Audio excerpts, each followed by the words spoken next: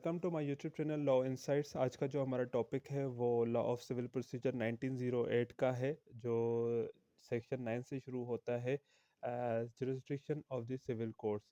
Section 9 and section 15 जो है वो डील करते हैं जुरिस्डिक्शन के कॉन्सेप्ट्स को, जो सिविल कोर्ट्स के पास एक अथॉरिटी होती है किसी भी सिविल मुकदमे जो होते हैं उनको ट्राई करने में।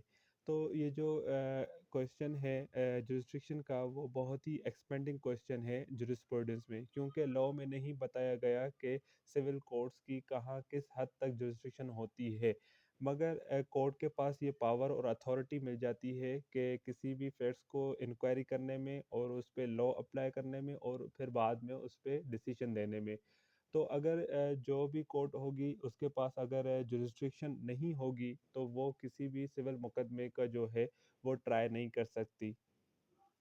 उसके बाद है बेसिक रूल है उबी जस इबी रेमिडियम, ये लैटिन मैक्सिम है। हम इससे जुरिस्डिक्शन के हवाले से हमें पता चल जाता है कि किस हद तक जुरिस्डिक्शन हो सकती है। Where there is a right there is a remedy. यानी कि इसका ये मतलब है कि अगर किसी भी शख्स की इन्फ्रिंजमेंट होती है राइट की, तो वहाँ पे रेमेडी ज़रूर होती है। अब रेमेडी का ये मतलब है कि वहाँ पे किसी ना किसी कोर्ट की जुरिस्डिक्शन तो होगी। तो अगर हम सादा अल्फाजों में ये कहें कि जहाँ पे लोकेशन होती है वहाँ पे अगर किसी के साथ इन्फ्रिंजमेंट, किसी की राइट की इन्फ्रिंजमेंट होती है या रॉन्ग होता है, तो वहाँ पे किसी ना किसी की कोर्ट की जुरिस्डिक्शन होती होगी और वो उसी कोर्ट में बंदा जाएगा। अब हमारी मीनिंग आ जाती है कि जुरिस्डिक्शन की मीनिंग क्या होगी। सीपीसी में कहीं पे भी जुरिस्डिक्शन की मीनिंग नहीं लिखी हुई, ना बताया गया है कि जुरिस्डिक्शन कहाँ तक होगी। मगर हमें केस लॉस के तहत, जो केस लॉ है पीएलडी 1985 क्वेटिया 121, उसमें से हमें मीनिंग पता चल जाएगी कि क्या मीनिंग है जुरिस्डिक्शन की। तो इसका the term jurisdiction is defined in this case law as it signifies a scope of power and authority which can be limited to territorial, pecuniary and subject matter jurisdiction। तो jurisdiction कोई भी हो सकती है, या तो वो टेरिटोरियल हो सकती है, पेक्यूनियरी यानी कि फाइनेंशियल, और सब्जेक्ट मैटर जुरिस्डिक्शन होती है। Jurisdiction includes the authority to decide a case and not just the decision rendered। तो डिसाइड करती है जो जुरिस्डिक्शन होती है, कोर्ट होती है, तो उसके बाद अथॉरिटी मिल जाती है कि किसी भी केस को डिसाइड करने में। When there is jurisdiction over both the person and the subject matter, any decision made in the case is considered an exercise of jurisdiction। तो इसका केस लॉ का सिंपल हम लें कि अगर जो कोर्ट है उसके पास किसी मुकदमे को डिसीजन देती है, तो हर बात जो कोर्ट कहेगी, सिविल कोर्ट कहेगी, वो वैलिड कहलाएगी अगर उसके पास जुरिस्डिक्शन है। सेक्शन 9 सीपीसी का हम देखेंगे। Courts to try all civil suits unless barred. The court shall have jurisdiction to try all suits of a civil nature excepting suits of which their cognizance is either expressly or impliedly barred। यानी कि जो जितने भी civil nature के cases होते हैं, जो civil court से वो चला सकती हैं अगर उन पे पाबंदी ना हो एक्सप्रेसली या इम्प्लाइडली। उसके बाद सेक्शन 15 है कि courts in which suits to be instituted, यानी कि कौन सी कोर्ट्स होंगी जहाँ पे सूट्स इंस्टीट्यूट किए जाएंगे। तो इसमें हमें ये बताता है कि लोएस्ट ग्रेड की जो कोर्ट होगी सबसे, वो वहाँ पे कॉम्पिटेंट होगी, सूट्स वहाँ पे दाखिल किए जाएंगे। जैसे कि हमारे सिविल जज के क्लासेस होती हैं कि थर्ड ग्रेड सिविल जज, सेकंड ग्रेड, फर्स्ट ग्रेड, उसके बाद डिस्ट्रिक्ट कोर्ट होती हैं, हाई कोर्ट होती हैं। सबके पास अथॉरिटी तो होती है सिविल कोर्ट्स चलाने में, मगर सिविल जज जो थर्ड ग्रेड का होता है, हम वहाँ पे इंस्टीट्यूट कर सकते हैं सूट। अब इसका मेन पर्पस ये है कि हमारा केस लॉ है 1990 एमएलडी 773, उसमें हमें ये प्राइमरी एम बताता है कि जो ये सेक्शन है कि जो सुपीरियर कोर्ट्स हैं, ताकि वो ओवरबर्डन ना हो या ओवर क्राउडेड ना हो, तभी ये लोएस्ट ग्रेड में हम इंस्टीट्यूट कर सकते हैं सिविल मुकदमा। जुरिस्डिक्शन की जो डिटर्मिनेशन है, किस तरीके से डिटरमाइन की जाएगी जुरिस्डिक्शन, और एक तो होती है प्लेंट, यानी कि जो एड्रेसेस लिखे होते हैं प्लेंट में, वहाँ से हम टेरिटोरियल जुरिस्डिक्शन हमें पता चल सकती है कि किस कोर्ट की जुरिस्डिक्शन हो सकती है। उसके बाद है थ्रू रिलीफ, जो हम पेक्यूनियरी जुरिस्डिक्शन होती है वो हमें मालूम होती है कि जितनी हद तक हम रिलीफ मांगते हैं, कितनी हद तक रिलीफ मांगते हैं, अगर किसी कोर्ट के पास अथॉरिटी होती है उस रिलीफ देने की तो वो जुरिस्डिक्शन में ही कहलाएगी। उसके बाद है हमारा थर्ड, इनहेरिट पावर आ जाता है किसी भी कोर्ट के पास। हमारा जो इनहेरिट पावर है वो सेक्शन 151 सीपीसी का हमें पता चलता है कि जो जितनी कोर्ट्स होती हैं, सिविल कोर्ट्स होती हैं, वो खुद भी डिसाइड कर सकती हैं कि जुरिस्डिक्शन उनके पास इनहेरिट पावर है कि वो इस क्वेश्चन को डिटरमाइन कर सकें जुरिस्डिक्शन को।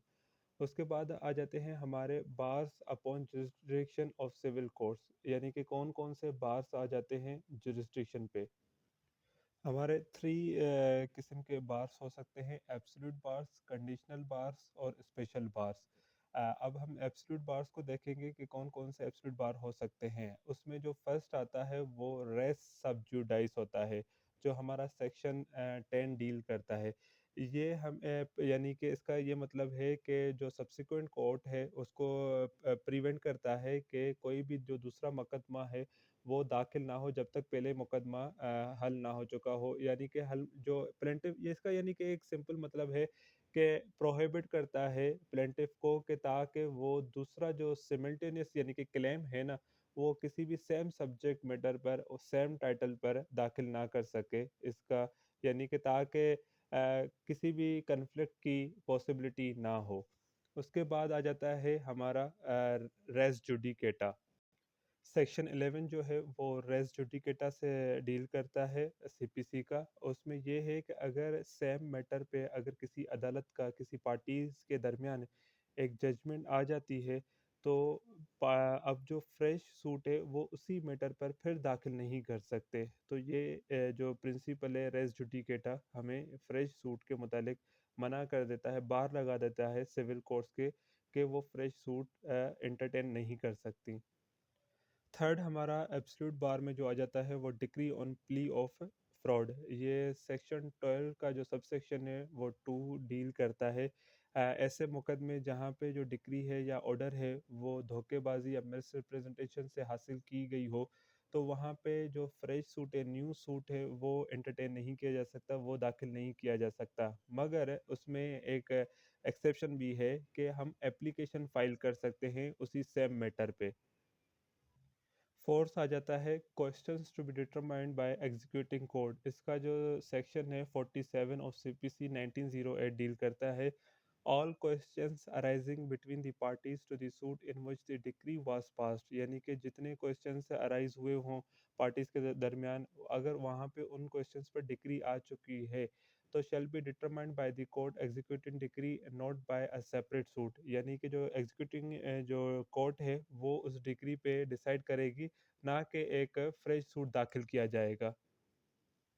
फिफ्थ है इसमें रेस्टिट्यूशन। इसमें जो सेक्शन 144 है वो डील करता है कोई भी सूट जो है वो दाखिल नहीं किया जा सकता जिसका जो पर्पस हो वो ऑब्टेनिंग एनी रेस्टिट्यूशन या अदर रिलीफ हो, मगर सिर्फ एप्लीकेशन के हवाले से वो एप्लीकेशन हम दायर कर सकते हैं अगर हमें कोई और भी रिलीफ चाहिए, मगर एक फ्रेश सूट दाखिल नहीं कर सकते।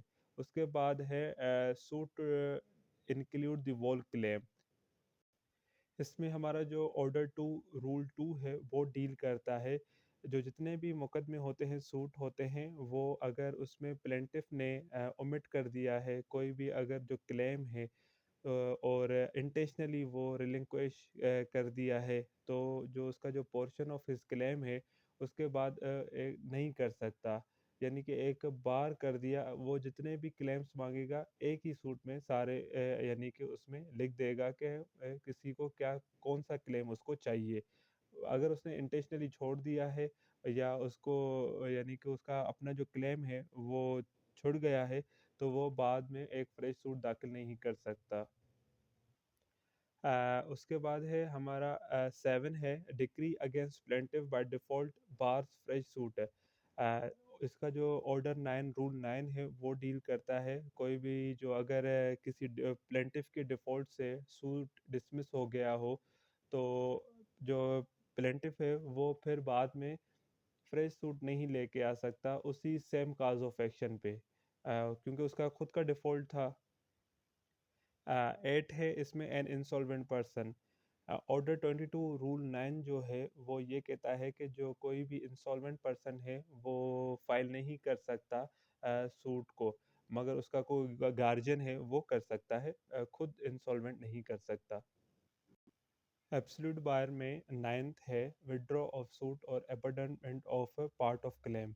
ऑर्डर 23 रूल 1 डील करता है अगर किसी भी टाइम इंस्टीट्यूशन ऑफ सूट के बाद प्लेंटिफ जो है विड्रॉ कर देता है सूट को या अपना क्लेम छोड़ देता है, दस्तबरदार हो जाता है किसी क्लेम पे, या उसमें एक हो या दो हो या कितने भी डिफेंडेंट्स हों, तो उसके बाद उसी सेम मैटर पे प्लेंटिफ जो है वो फ्रेश सूट दाखिल नहीं कर सकता, क्योंकि उसने पहले ही अपना यानी कि छोड़ दिया या विड्रॉ कर लिया सूट किसी एक के खिलाफ या किसी सबके खिलाफ, जो जितने भी डिफेंडेंट हों उसमें।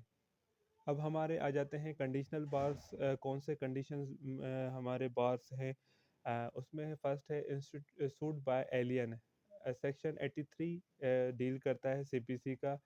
Alien residing in Pakistan can only sue in the court of Pakistan when they get the permission from the federal government। अब हमारे एलियन जो होते हैं एक फ्रेंड एनिमी, एक फ्रेंड होते हैं जो ममालिक होते हैं, एक एनिमी ममालिक होते हैं, कंट्रीज़ होती हैं।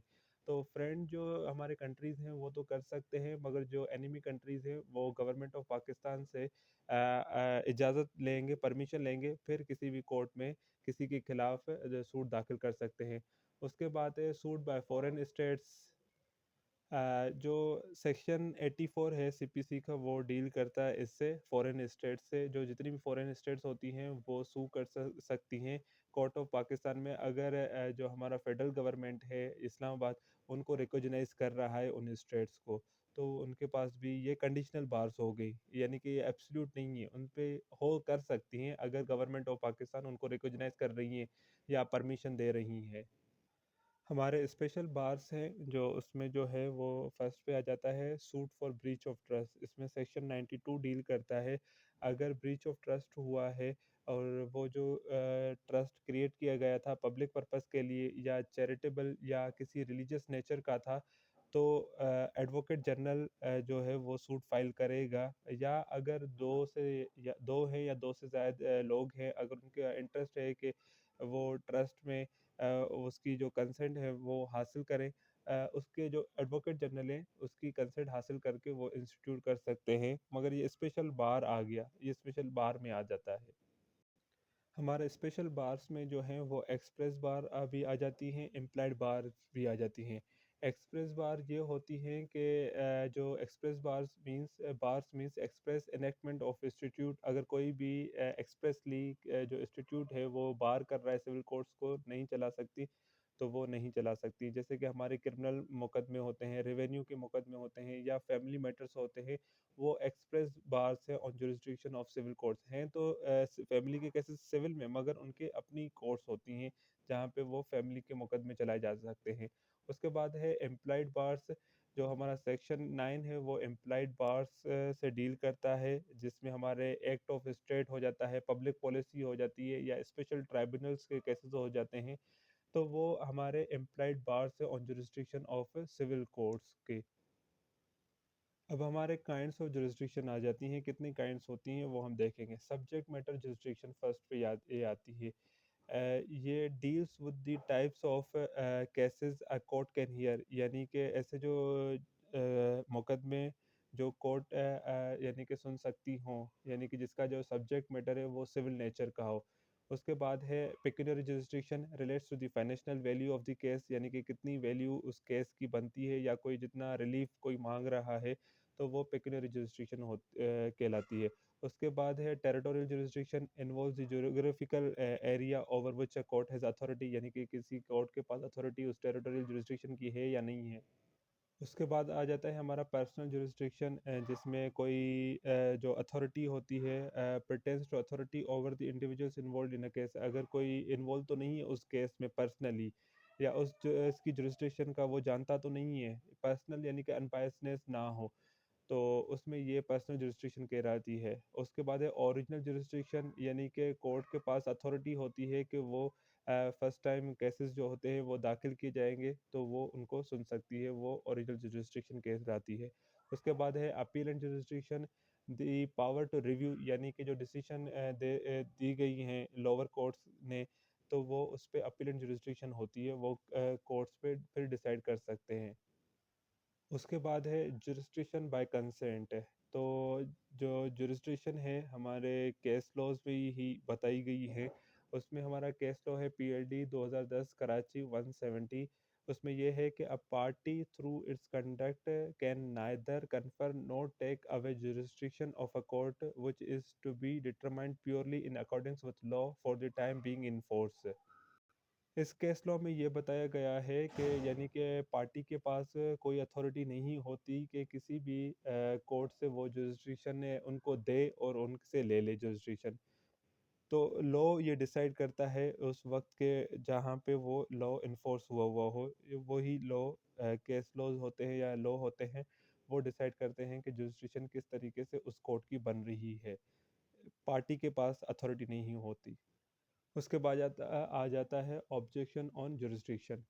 सेक्शन 21 सीपीसी का डील करता है, no objection as to the place of suing shall be allowed by any appellant court unless such objection was taken in the court of first instance at the earliest possible opportunity, it means trial court, and there has been a consequent failure of justice। तो इसमें ये है कि कोई भी objection rays नहीं कर सकता अगर कोई भी जो सूट है वो अपील कोर्ट में चल रहा हो, अपीलेंट पे गया हुआ हो। वो जो उसके पास जो अथॉरिटी होती है ऑब्जेक्शन रेज़ करने की, जहाँ पे केस चल रहा होता है ट्रायल कोर्ट में, तो इसका ये है कि कोई भी ऑब्जेक्शन रेज़ नहीं कर सकता अगर वो अपीलेंट में चल रहा है। ये सारा रहा आज का हमारा जुरिस्डिक्शन ऑफ सिविल कोर्ट्स। उम्मीद है कि आपको पसंद आया होगा। अगर आपने इस चैनल को लाइक नहीं किया, सब्सक्राइब नहीं किया, तो ज़रूर कीजिए और इस वीडियो को शेयर कीजिए। Thank you so much.